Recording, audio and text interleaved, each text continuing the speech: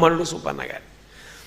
ఆయన కడుపున పుట్టినటువంటి వేరొక మహానుభావుడు తంగిరాల వెంకటావధాని గారు. ఆయన భార్య అనంతలక్ష్మమ్మ గారు. అనంతలక్ష్మమ్మ గారు కూడా ఈ ప్రాంతానికి చెందినవారే. కౌండిన్యస గోత్రానికి చెందిన పోతన గారిది కౌండిన్యస గోత్రం. కౌండిన్యస గోత్రానికి చెందినటువంటి కోటి బ్రహ్మయ్య శాస్త్రి గారి యొక్క కుమార్తె. ఆమెయే భారతీతీర్థ మహాస్వామి వారి యొక్క తల్లి. ఆవిడ్ని నేను ఒకప్పుడు అడిగాను, అమ్మ లోకంలో ఎక్కడైనా ఒక మాట చెప్తారు కదా, ఆ మహాతల్లి కన్న కడుపు అంటారు కదా, శృంగగిరి పీఠాధిపత్యం వహించినటువంటి మహాపురుషులు భారతీతీర్థ స్వామిని కన్నారు కదా, మీకు ఏదో తెలిసి ఉండాలి, మీరేదో పుణ్యం చేసి ఉండుంటారు, మీకు తెలుసు. అమ్మ దాపరికం లేకుండా చెప్పండి అమ్మా, తెలుసుకోవాలన్న కుతూహలంతో అడుగుతున్నా, ఏ పుణ్యం చేశారమ్మా అని అడిగా.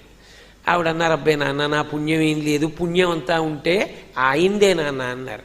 కాదమ్మా మీకేదో తెలుసు నిజం చెప్పండి అన్న. అంటే హరిప్రసాద్ గారు కూడా ఉన్నారు, ఆవిడ ఓ మాట చెప్పారు. అప్పుడు ఇంత అడుగుతున్నావు కాబట్టి చెప్తున్నానయ్యా, చిన్నతనంలో కోటప్ప కొండ దగ్గర ఉండేవాళ్ళం మేము. మా నాన్నగారు ప్రతిరోజు కోటప్ప కొండ ఎక్కి కాలినడకన పరమశివ దర్శనం చేసి కిందకి దిగేదేవారు. నేను చిన్నపిల్లని, తెలిసినా తెలియకపోయినా ఏదో ఆడుతూ మా నాన్నగారితో పాటు కోటప్ప కొండెక్కి దక్షిణామూర్తి స్వరూపమైనటువంటి శివస్వరూపానికి నమస్కారం చేసి కిందకి దిగొచ్చేదాన్ని.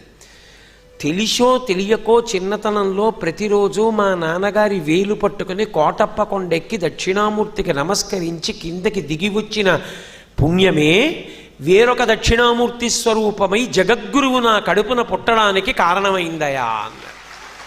కాబట్టి పక్కనే ఉన్న కోటప్ప కొండ భారతీతీర్థ మహాస్వామి వారి యొక్క ఆవిర్భావానికి ఒక కారణం.